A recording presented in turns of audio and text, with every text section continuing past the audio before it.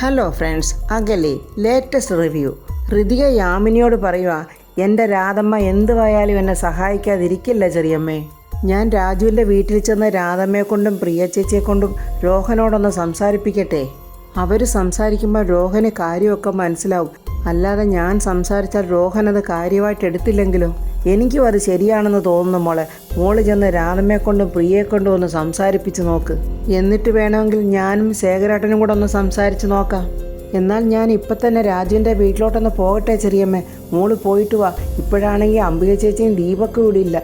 ഇത് തന്നെ കൃത്യമായ സമയം. കാര്യങ്ങളൊക്കെ നമുക്ക് അനുയോജ്യമായി വരുവാണെന്ന് തോന്നുന്നു മോളെ. മോള് ചെന്നിട്ട് രാധമ്മയെ കൊണ്ട് രോഹനോട് സംസാരിപ്പിക്കുക. എന്നാൽ ശരി ചെറിയമ്മ, ഞാൻ ഇപ്പം തന്നെ പോയിട്ട് വരാം എന്നും പറഞ്ഞ് ഋതിക പോകുന്നുണ്ട്. രാജുവിൻ്റെ വീട്ടിലാണെങ്കിൽ ജയൻ വലിയ സന്തോഷത്തിൽ ഇങ്ങനെ മൊബൈലൊക്കെ നോക്കിക്കൊണ്ടിരിക്കുവാണ്. കാരണം ഇഷ്ടത്തിന് പൈസ രമ്യ കൊടുത്തല്ലോ, ഇപ്പം കടവൊന്നുമില്ല. ആൾ വലിയ സന്തോഷത്തിലാണ്. പ്രിയയും അതുപോലെ തന്നെ. രാജുവും രമ്യയും കൂടെയുള്ള വിവാഹം നടത്താൻ വേണ്ടി രമ്യയുടെ കയ്യിൽ നിന്ന് ഇഷ്ടത്തിന് പണം അടിച്ചെടുക്കാമല്ലോ എന്നുള്ള സന്തോഷത്തിൽ തന്നെയാണ് പ്രിയയും. ചുമ്മാതിരുന്ന് മൊബൈൽ നോക്കി ചിരിച്ചുകൊണ്ടിരിക്കുന്ന ജയന് പ്രിയ ചായയും കൊണ്ട് വരുവാണ്. ചായ കുടിച്ചിട്ട് ജയൻ പറയുന്നു, എന്താ പ്രിയ ഇതിന് മധുരമില്ലല്ലോ? അയ്യോ ജയേട്ടാ, ഇങ്ങിത്താ, ഞാൻ കൊണ്ടുപോയി കുറച്ചുകൂടെ പഞ്ചസാര ഇട്ടുകൊണ്ട് വരാം. അത് കേട്ടോണ്ട് വന്ന വേണുവേട്ടൻ പറയുക, പഞ്ചസാരയ്ക്ക് കിലോ 47 രൂപയായി. ഇങ്ങനെ 4-5 തവണ ചായ മേടിച്ചിങ്ങനെ കുടിച്ചോണ്ടിരുന്നാലേ കാശും തീരും, ശരീരത്തിൽ ഷുഗറിൻ്റെ അളവും കൂടും. ഇത് അധ്വാനിക്കുന്ന ശരീരമാച്ചാ. ഷുഗറൊന്നുമേ എൻ്റെ 7 അയലത്തൂടെ കടന്നു വരില്ല. ഓ പിന്നെ റോഡ് നീളെ തേരാപ്പാര അങ്ങോട്ടും ഇങ്ങോട്ടും നടക്കുന്നതാണോ നിൻ്റെ അധ്വാനം? അതിനെ ഞാൻ ചെയ്യുന്നത് ബിസിനസ്. അതിന് കുറച്ച് തേരാപ്പാരയൊക്കെ നടക്കണം. കുറച്ച് നാളൂടെ ഒന്ന് കഴിഞ്ഞോട്ടെ. ഇപ്പോൾ എന്നെ പുച്ഛിക്കുന്നവരൊക്കെ കുറേ ആവശ്യങ്ങളുടെ പേരും പറഞ്ഞ് എൻ്റെ നേരെ വന്ന് കയ്യിൽ നീട്ടി നിൽക്കും. എന്നിട്ട് അവരെന്നെ വാനോളം പുകഴ്ത്തും. അത് കേട്ടിട്ട് വേണുവേട്ടന് സഹിക്കാൻ പറ്റുന്നില്ല. ഓ, ദീർഘവീക്ഷണമായിരിക്കും. അല്ലച്ചാ, ആത്മവിശ്വാസം. ഓ, ആത്മവിശ്വാസമൊക്കെ നല്ലതാ ജയ. പക്ഷേ നിൻ്റെ ഹോട്ടലിന് തീപിടുത്തം ഉണ്ടായ കടവൊക്കെ നീ എങ്ങനെ നികത്തി? അത് കേട്ടപ്പോൾ ജയനൊരു വല്ലാത്ത പരുങ്ങൽ. തിരിച്ച് അച്ഛനൊരു പണി കൊടുക്കണമല്ലോ എന്ന് പറഞ്ഞ് ജയൻ പറയുക, ഈ വേണ്ടപ്പെട്ടവരെ കൊണ്ട് യാതൊരു പ്രയോജനവും ഇല്ലല്ലോ. അതുകൊണ്ട് കുറച്ച് കാശ് ഞാനങ്ങ് പലിശയ്ക്ക് മേടിച്ച് എൻ്റെ കടങ്ങളൊക്കെ അങ്ങ് പരിഹരിച്ചു. അപ്പോഴൊരു വലിയ തുക തന്നെ നീ പലിശക്കെടുത്ത് കാണുമല്ലോ? ആ അതെ, ഒരു 5-6 ലക്ഷം രൂപ ഞാൻ പലിശക്കെടുത്തു. വേണുവേട്ടനും വിട്ടുകൊടുത്തില്ല. 5-6 ലക്ഷം രൂപ പലിശക്കെടുത്ത് കടം വീട്ടിയ ഒരാളിൻ്റെ മുഖത്ത് ഇത്രയ്ക്ക് സന്തോഷമോ? പെട്ടെന്ന് ജയനും പ്രിയയും അങ്ങോട്ടും ഇങ്ങോട്ടും നോക്കുന്നുണ്ട്. ഈ കച്ചവടമൊക്കെ ആകുമ്പോൾ നഷ്ടവും ലാഭവും ഒക്കെ ഉണ്ടായെന്ന് വരും. ഈ അമിതമായി ദുഃഖിക്കുകയും സന്തോഷിക്കുകയും ചെയ്യുന്നവരെ ബുദ്ധിശൂന്യന്മാരെന്ന് ആരൊക്കെയോ പറയും. ആര്?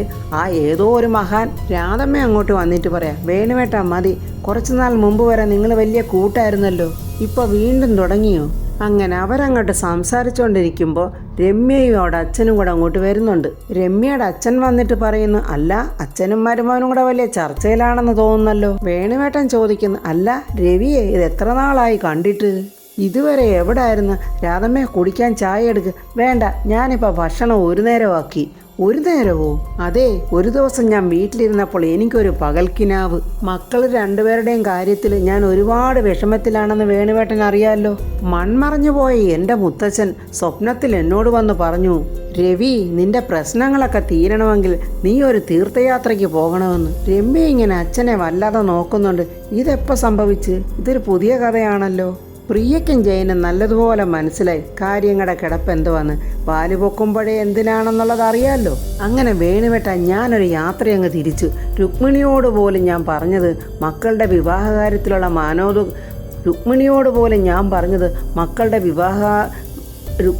പോലും ഞാൻ പറഞ്ഞത് മക്കളുടെ വിവാഹകാര്യത്തിലുള്ള എൻ്റെ മാനക്കേട് കൊണ്ട് ഞാൻ മാറി നിൽക്കുവാണെന്ന്. രുക്മിണിയോട് പോലും ഞാൻ എന്താ പറഞ്ഞതെന്നറിയാമോ? നമ്മുടെ മക്കളുടെ കല്യാണക്കാര്യത്തിലേ എനിക്കുണ്ടായ മാനനഷ്ടം കൊണ്ട് ഞാൻ മാറി നിൽക്കുവാണെന്ന്. തിരുപ്പതി, കാശി, അമർനാഥ്, രാമേശ്വരം, അങ്ങനെ ഞാൻ സഞ്ചരിക്കാത്ത ഒരു ക്ഷേത്രവും ഇനി ഇന്ത്യയിലില്ല. പളനിയിൽ ചെന്ന് മുരുകനോടെൻ്റെ വിഷമങ്ങളിങ്ങനെ പറഞ്ഞുകൊണ്ട് നിൽക്കുമ്പോഴാണ് എൻ്റെ മോൾ രമ്യ എന്നെ വിളിച്ചത്.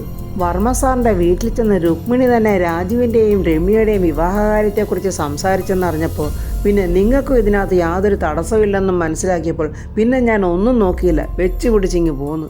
വേണുവിനും രാധമ്മയ്ക്കും മനസ്സിലായി ഇയാളുടെ വരവ് ചെറിയ കാര്യമൊന്നുമല്ല, അണുബോംബും കൊണ്ടുള്ള വരവാണ്. പ്രിയയും ജയനും വലിയ സന്തോഷത്തിലിങ്ങനെ രമ്യയെ നോക്കി നിൽക്കുവാണ്. വേണുവേട്ടാ, ഇപ്പം സംഭവിച്ചു നടന്നതൊക്കെ അങ്ങ് പൊക്കോട്ടെ, നമുക്ക് നമ്മുടെ മക്കളുടെ ആഗ്രഹം അങ്ങ് സാധിച്ചു കൊടുത്തേക്കാം. എൻ്റെ മകൾ രമ്യയും വേണുവേട്ടൻ്റെ മകൻ രാജുവും തമ്മിലുള്ള വിവാഹം ഉടനെ തന്നെ അങ്ങ് നടത്തണം.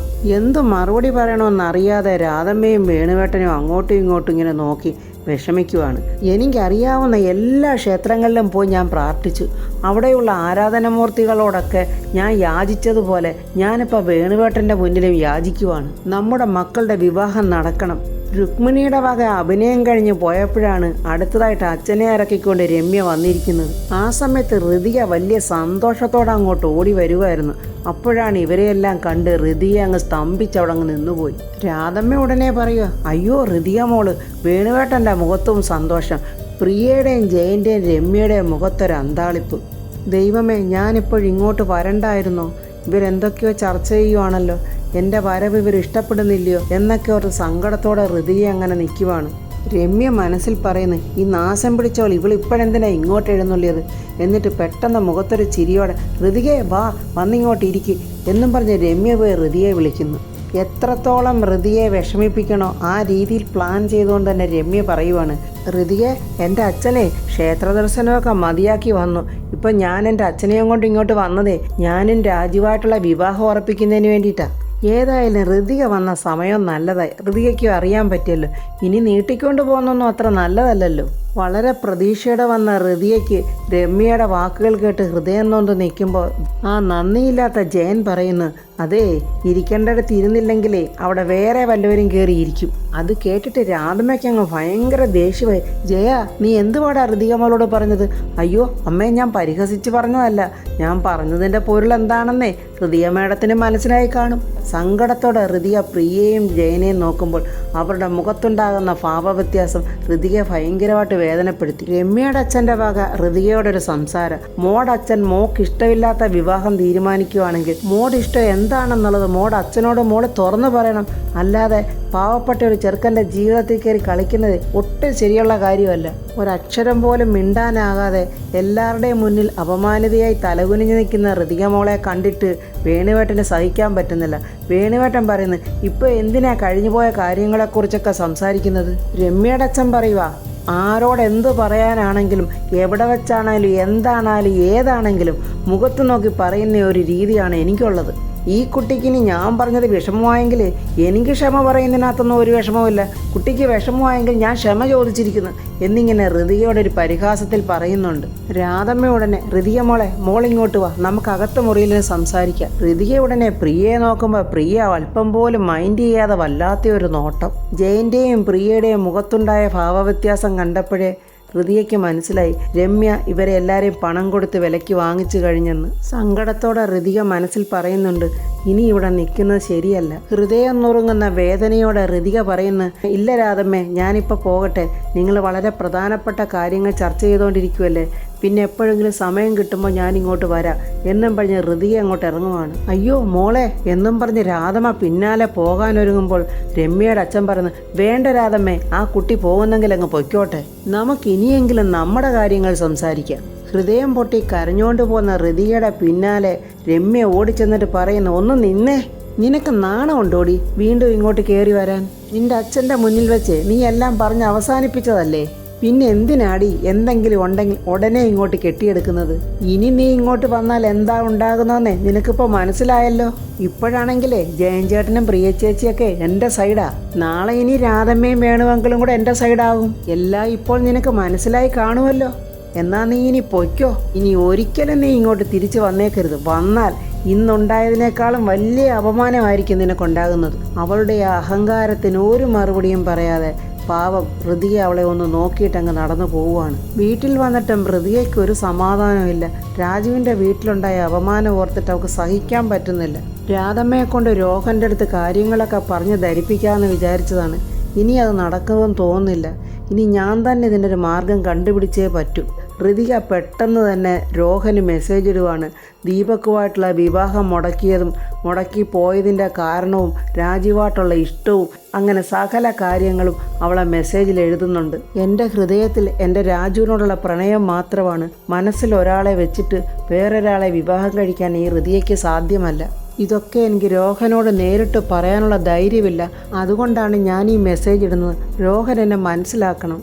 രോഹൻ്റെ മനസ്സിലുള്ള ആഗ്രഹം പോലെ, രോഹൻ്റെ കോൺസെപ്റ്റ് പോലെ സുന്ദരിയായ മറ്റൊരു പെൺകുട്ടിയെ രോഹന് ലഭിക്കും. രോഹൻ എന്നോട് ക്ഷമിക്കണം. എൻ്റെ മാനസികാവസ്ഥ രോഹന് മനസ്സിലാവുമെന്ന് ഞാൻ വിശ്വസിക്കുന്നു. രോഹനെ ഞാൻ നിരാശപ്പെടുത്തിയതിൽ എന്നോട് ക്ഷമിക്കണം. I am really sorry Rohan എന്നൊക്കെ പറഞ്ഞ് ഋതിക രോഹന് മെസ്സേജ് അയച്ചിട്ടുണ്ട്. യാമിനി അങ്ങോട്ട് വന്നിട്ട് ചോദിക്കുന്നത്, മോളെ രാജുവിൻ്റെ വീട്ടിൽ പോയിട്ടേ രാധമ്മയെ കൊണ്ടും പ്രിയയെ കൊണ്ടും രോഹനോട് സംസാരിപ്പിച്ചോ? ഇല്ല ചെറിയമ്മേ, ചെറിയൊരു പ്രശ്നമുണ്ട്. എന്താ മോളെ? ഋതിക അങ്ങനെ രാജുവിൻ്റെ വീട്ടിലുണ്ടായ സംഭവങ്ങളെല്ലാം യാമിനിയോട് പറയുവാണ്. അതിനെന്താ മോള് വിഷമിക്കണ്ട, ഈ ചെറിയമ്മ സംസാരിക്കാൻ രോഹനോട്. ഇനി അത് വേണ്ട ചെറിയമ്മ, ഞാൻ രോഹന് എല്ലാ വിവരങ്ങളും എഴുതിയിട്ടൊരു മെസ്സേജ് ഇട്ടിട്ടുണ്ട്. മോളാ മെസ്സേജ് ചെറിയമ്മയെന്ന് കാണിച്ച് ഋതിക രോഹൻ അയച്ച ആ മെസ്സേജ് വായിച്ചിട്ട് യാമിനി പറയോ, മോളെ ഇത് വലിയ പ്രശ്നമായെങ്കിലോ? രോഹൻ ഒരു പക്ഷേ ഈ മെസ്സേജ് പ്രതാപേട്ടനെ കാണിച്ചെങ്കിലോ? അയ്യോ എൻ്റെ ചെറിയമ്മ, ഞാൻ അതൊന്നും ഓർത്തില്ല. ഇനി അച്ഛൻ അറിഞ്ഞാൽ ഇതൊരു വലിയ പ്രശ്നം ഉണ്ടാക്കുമോ? അംബിക ചേച്ചി ഹോസ്പിറ്റലിൽ അഡ്മിറ്റായെന്ന് അറിഞ്ഞുകൊണ്ട് പ്രതാപേട്ടനും ശേഖരേട്ടനും കൂടെ ചീഫ് മിനിസ്റ്ററെ കാണുന്നത് റദ്ദ് ചെയ്തിട്ട് ഹോസ്പിറ്റലിലോട്ട് പോയിരിക്കുവാണ്. അംബിക ചേച്ചിയും കൊണ്ട് അവർ തിരിച്ചു വരത്തുള്ളൂ ഇങ്ങോട്ട്. അയ്യോ ചെറിയമ്മേ, ഞാൻ ചെയ്തത് അബദ്ധമായി പോയോ? ഞാൻ എന്തൊക്കെ കാണിച്ചു കൂട്ടുന്നു? എനിക്ക് എന്താ ചെറിയമ്മ ഇങ്ങനെയൊക്കെ സംഭവിക്കുന്നത്? ഞാൻ എന്ത് ചെയ്തിട്ടാണ് ഇതിനും മാത്രം ഞാൻ അനുഭവിക്കുന്നത്? വേണുവേട്ടൻ പുറത്തു വന്നിരുന്ന് ഇങ്ങനെ ആലോചിക്കുവാണ്. പാവം ഋതിക മോള് വന്നപ്പോൾ രമ്യയോട് അച്ഛനും പറഞ്ഞതൊക്കെ ആ കുട്ടിയുടെ മനസ്സിന് വളരെ സങ്കടം ഉണ്ടായിട്ടുണ്ടാവും. അപ്പോൾ രാധമ്മയും അങ്ങോട്ട് വന്നിട്ട് പറയുവാണ്, പാവം ഋതിക മോൾ ഒരുപാട് സങ്കടപ്പെട്ടാണല്ലോ പോയത്. എനിക്ക് ഋതിക മോളെ ഒന്ന് വിളിച്ച് സംസാരിച്ച് ആശ്വസിപ്പിക്കണമെന്നുണ്ട്. പക്ഷേ എനിക്കതിന് കഴിയുന്നില്ലല്ലോ വേണുവേട്ട. എന്താ നിനക്ക് കഴിയാത്തത്? രാധമ്മേ, നീ ഇപ്പം തന്നെ നിൻ്റെ ഫോൺ എടുത്ത് ഋതിക മോളെ വിളിച്ച് നിൻ്റെ മനസ്സിൽ തോന്നുന്നതൊക്കെ ഋതിക മോളോട് സംസാരിച്ച് ആ കുഞ്ഞിനെ ആശ്വസിപ്പിക്കുക. അങ്ങനെ രാധമ്മ ഋതിക മോളോട് സംസാരിക്കാനായിട്ട് ഫോൺ എടുക്കുന്നുണ്ട്. ഋതികയുടെ ഫോണിലോട്ട് അപ്പോൾ ഫോൺ കോൾ വരുന്നുണ്ട്. ഋതികയ്ക്ക് ആ ഫോണിലോട്ട് നോക്കാൻ തന്നെ പേടി. അയ്യോ അച്ഛനായിരിക്കുമോ? അപ്പോൾ ഫ്രണ്ട്സ്, ഋതികയുടെ ഫോണിലോട്ട് വരുന്ന രാധമ്മയുടെ കോള് തന്നെ ആയിരിക്കും. രാജുവും രമ്യയും കൂടെയുള്ള വിവാഹം ഒരിക്കലും നടക്കില്ലെന്നും ഞങ്ങളതിന് സമ്മതിക്കത്തില്ലെന്നും ഒക്കെ പറഞ്ഞായിരിക്കും ഋതികയെ സമാധാനപ്പെടുത്തുന്നതെന്ന് തോന്നുന്നു. അപ്പോൾ ഇതിൻ്റെ അടുത്ത വീഡിയോയുമായി നാളെ കാണാം. എൻ്റെ ഈ വീഡിയോ ഇഷ്ടപ്പെട്ടാൽ ലൈക്കും കമൻസും, സബ്സ്ക്രൈബ് ചെയ്യാത്തവർ സബ്സ്ക്രൈബ് ചെയ്യണേ.